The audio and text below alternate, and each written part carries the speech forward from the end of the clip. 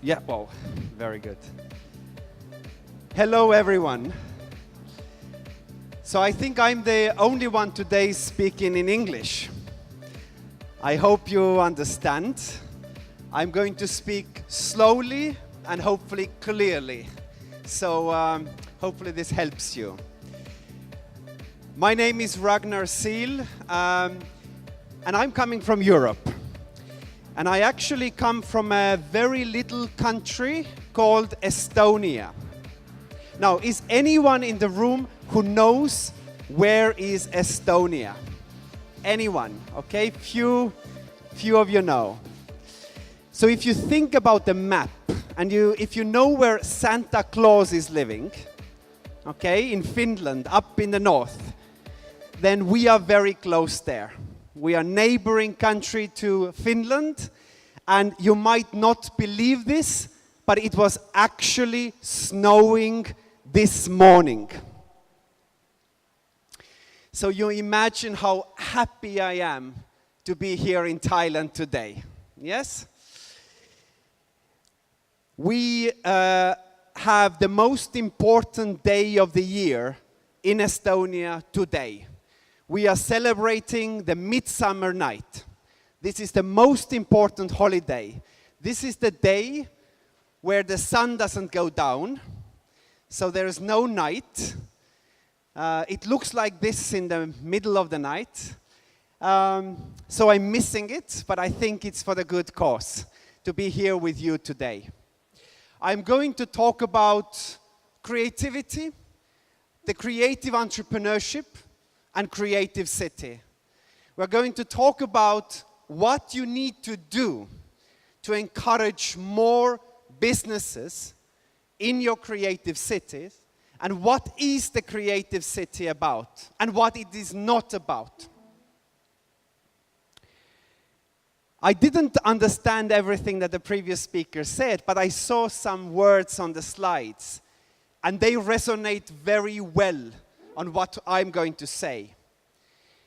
To have a good startup, to have a good business, to have a good living environment, you need basically three things. Firstly, you need to be passionate about what you do. You need to believe in what you do. You need to care about what you do. Secondly, and that's what I'm going to talk about most today, you need to be creative. The old way of doing things is past. The creative entrepreneurship, the creative industries, is the fastest growing economy in the world, the fastest growing industry in the world. People are ready to pay for non-essential things, non-material things, experiences, emotions, feelings, more than ever before in history. Okay, we're living in that kind of a world at the moment. So these people that give something extra to our products and services are becoming more and more important. And thirdly, you need to be networked. You need to be close with other countries. You need to be internationalized. Okay? The previous speaker talked about the digital nomads. This is all about learning from other cultures, traveling, being there at other markets. Now, I know this very well because I come from a country that is the size of left side of the main street of Chiang Mai, okay? But only left side. In my country, there is 1.3 million people. It's a tiny, tiny, tiny country. Now, what does that mean? Is that the problem that you have so little people, or is that an opportunity? Now, it all depends on how you think about this. When I talked with an Austrian startup a few years ago, I was in Vienna, and I asked that Austrian startup, and you know, in Austria they speak German. So I asked that Austrian startup, who is your market? Where do you see yourself? because Austria is a small country of 10 million people. And they said, we are very lucky because our market is the entire German-speaking world, which is around 90 million people. So we say, yes, we come from a small country, but our market is 90 million people. What about you? They asked.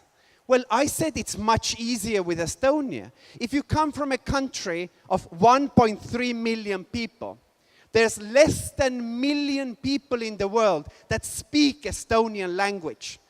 So who is your market from the very first day? And the answer is the entire world is your market. Well, at least the English-speaking world, which is billion, if not more, people. So we might come from a small place, but we think big. And I think that is one of the key messages.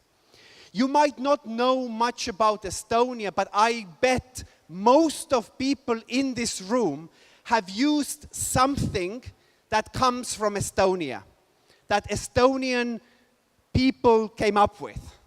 I think it's in your computers. I think it's in every one of your phones. If I ask what it is, you probably will not guess. The answer is Skype. Have you ever used Skype? Yes? Then you have been part of Estonian brains, yes? Now, to come up with Skype or other companies, you don't have to come from a hundred of millions of people of population, because brains is not a resource that depends on oil or, where you are. Now, let's talk about creative startups for creative cities. One of the key things here is, what is creative city? And by the way, what is creative industry? Now, there's two ways of understanding creativity, yes? One is a very broad understanding that every single person is creative. And yes, it's true. They often say that the most creative industry in the world is bookkeeping, yes, accountancy, because you have to be very creative to do the taxes. But talking seriously, the way we understand creativity in this context is more of an art and culture-based creativity. It's the skills and knowledge that comes from people like architects and artists and musicians and designers and game developers and your heritage, your traditions, yeah? And many, many other fields. So it's very deeply rooted of where we come from. Now, when you look at what is the creative city, then there's two big misconceptions that we have to talk about right in the beginning. One is that if you have a lot of cultural institutions in a city, like museum and opera and ballet and some galleries, that doesn't necessarily make you creative city. You might be a city of culture. You might be a city of museum, nice place to go, nice place to visit, make photos, put them up in Facebook. But creative city is somewhere where people want to come and work and live. Creative city is a place which attracts talents across the world, okay?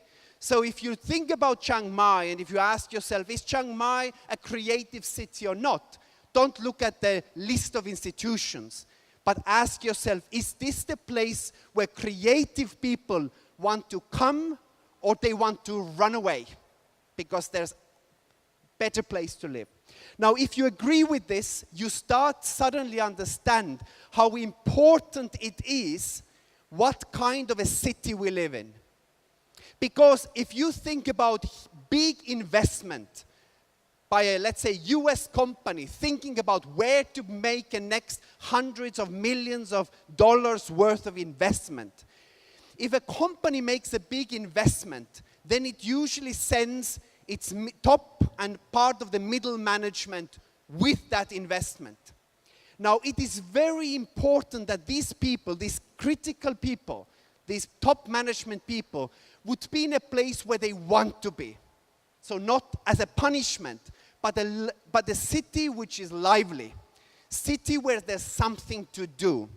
So indeed, culture, museums, music, art is important for the environment. Creative people want to be with other creatives. That's very, very important. You cannot build a technology park or industrial park in the side of the city, call it creative city, and send people there. Creative people don't want to be in those secluded places. So that's one thing. The second thing is that many cities have called themselves creative cities. Many. And nowadays there's a movement that many cities are taking away the word creative in front of it and replace it with another word. And the word is smart. So you see a lot of smart cities, smart regions. And what it basically means is it's a focus on startups, focus on IT, yes? Focus on new technologies. Now, I personally think that that's not the good way to go, because that basically means you disconnect that part of the industry. You disconnect those people from the actual place they are living in, yes? And that's the second important point. Creative city is a place where the community, the local community, the people in the society, the compassionate society, as the previous speaker mentioned, get the part of this ecosystem. They feel that they benefit from this. But if you make a medical companies cluster somewhere in the suburb of a city, I don't feel it. There's nothing there for me. So it's inclusiveness, it's transparency, it means people are engaged in this process. Now, what to do? I mean, how do we develop this? The critical word, the most important word throughout my presentation is the word ecosystem.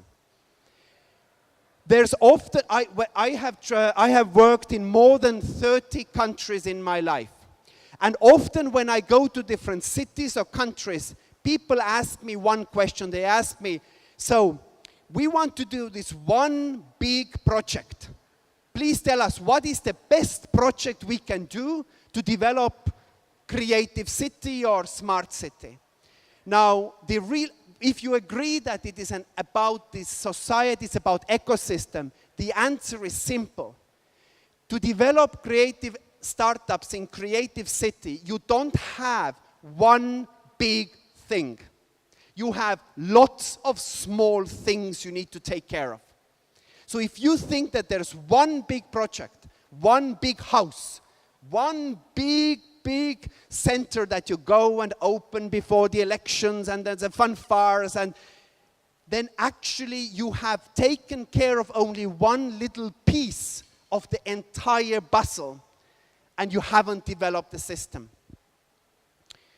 So there's basically 3 elements in developing creative ecosystem for companies.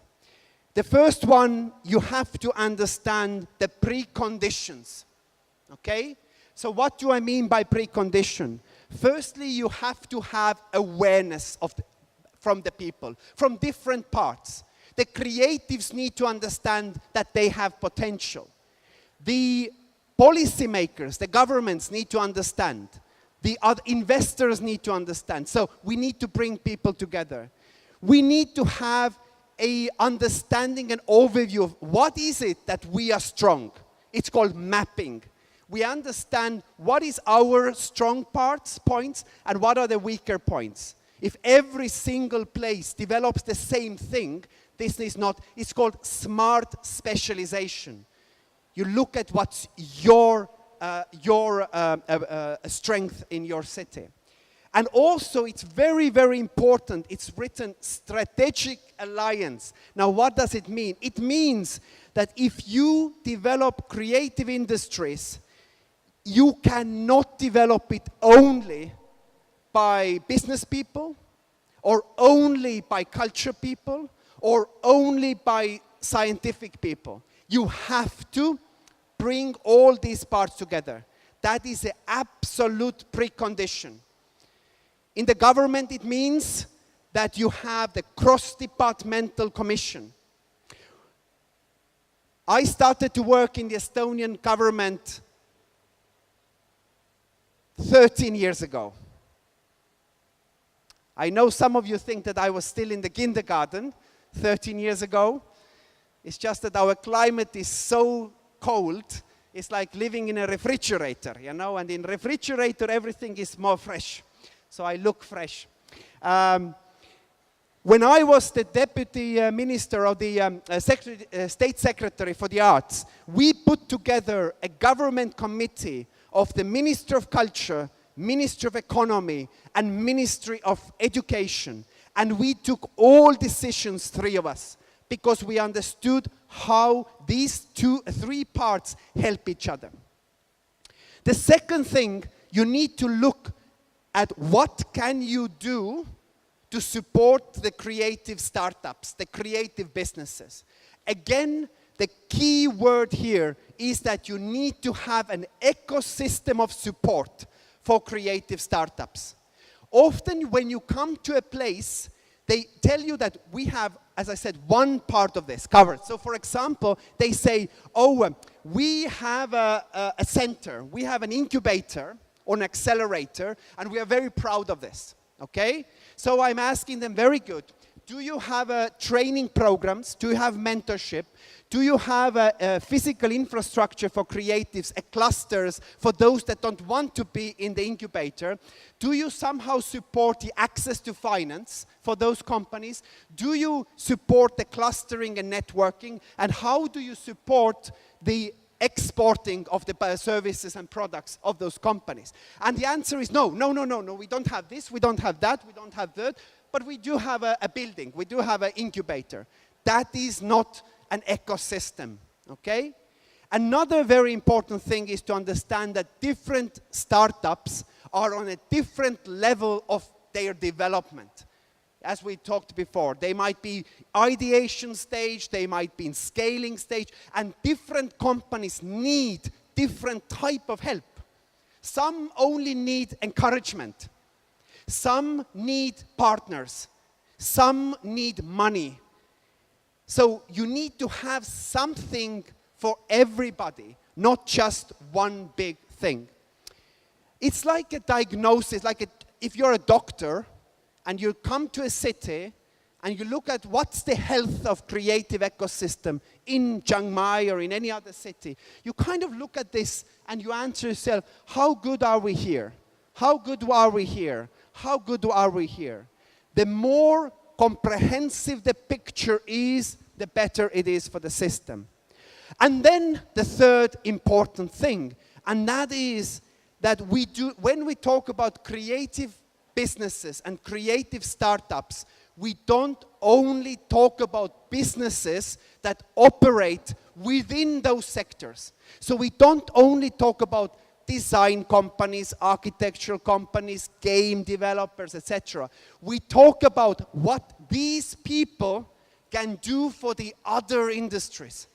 This is called spillover effect or crossover effect. Creative people, the art people, people coming out from art academies and design universities will be, I tell you, some of the most important specialists in the future.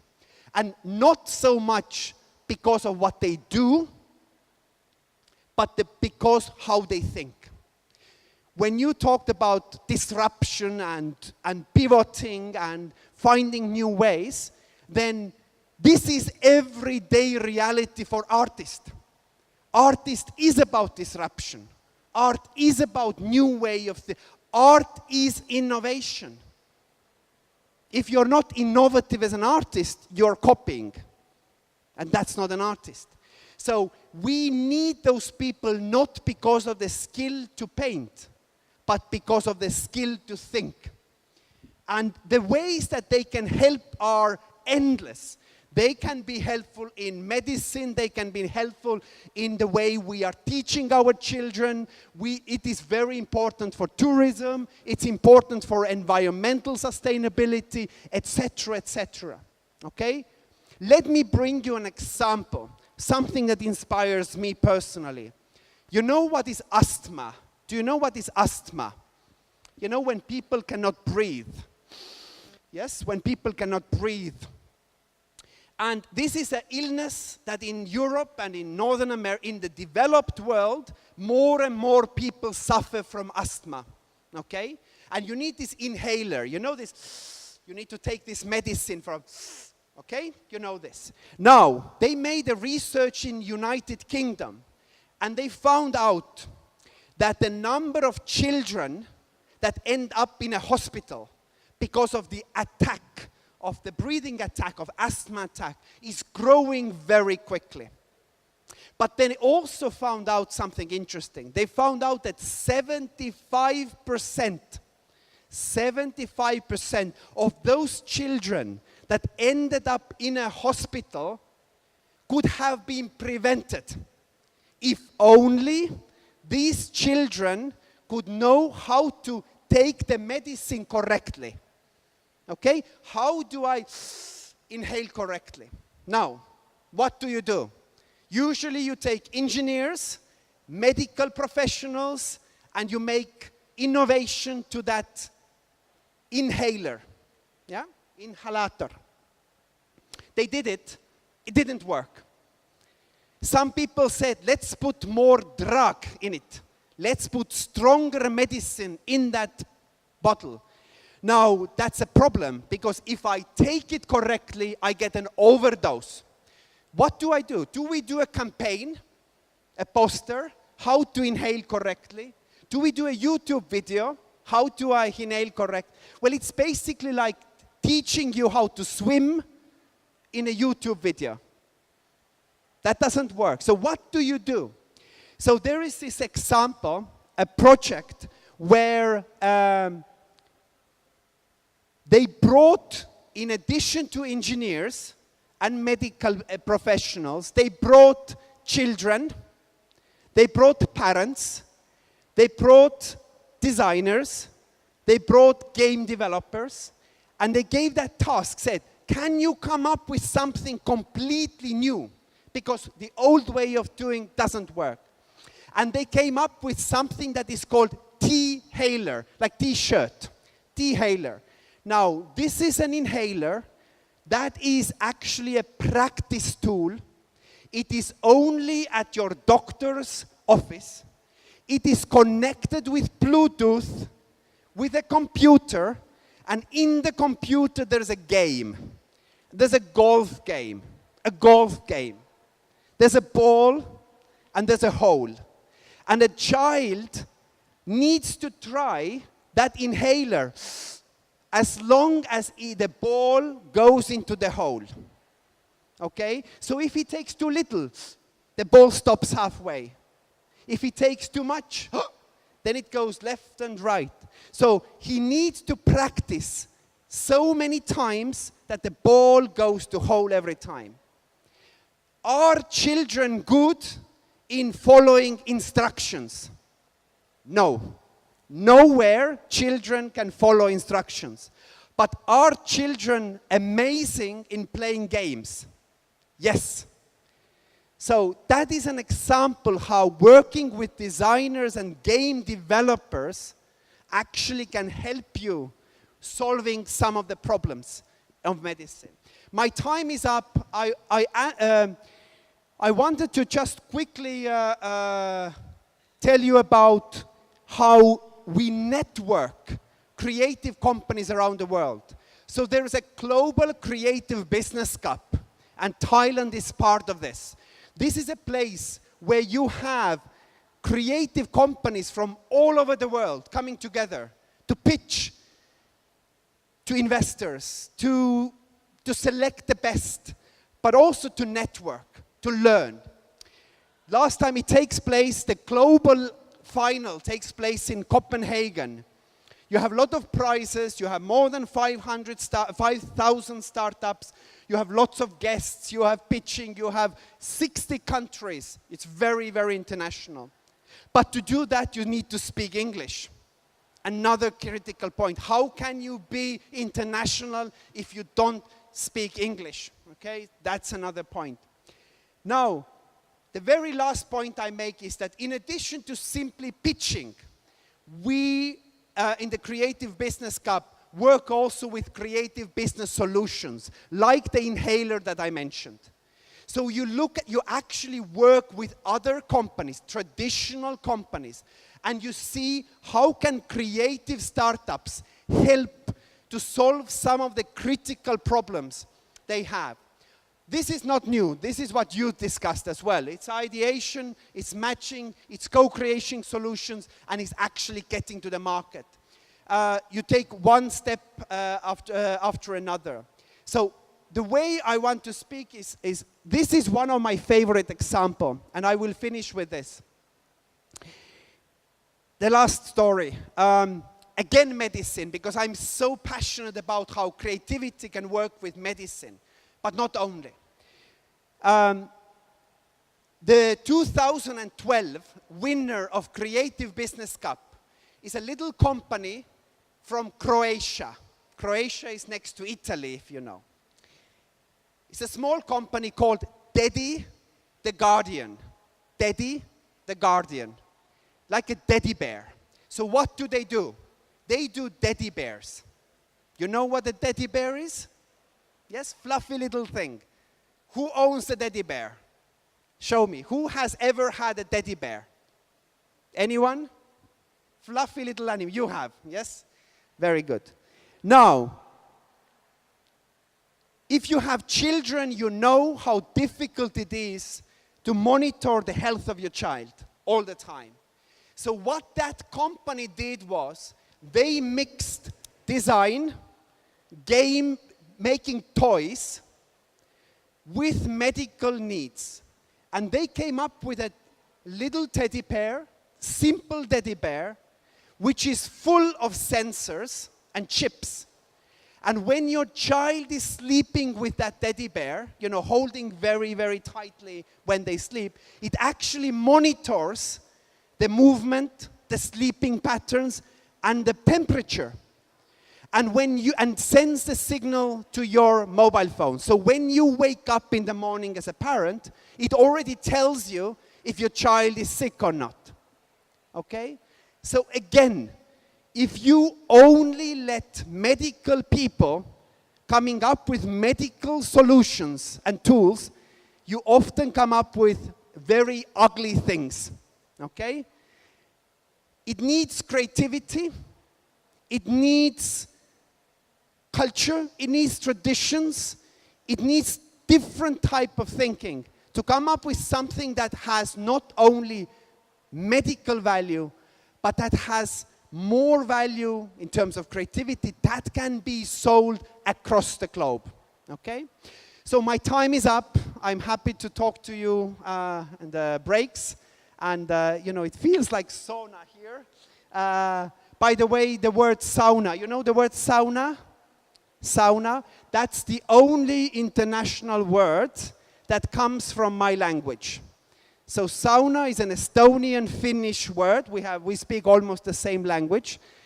So it's funny that we come from a country of snow and cold, and the only word that came out is sauna, and it really feels like sauna at the moment.